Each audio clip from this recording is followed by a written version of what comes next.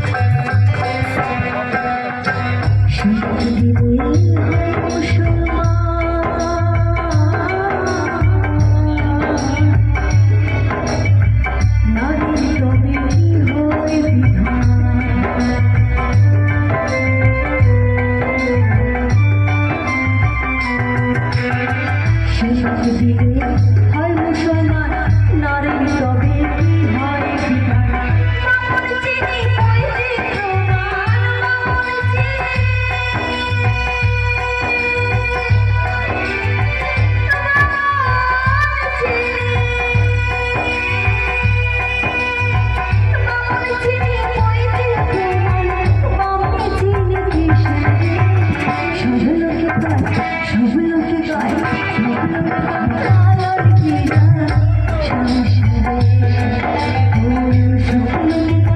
লালন কি গায় সংসারে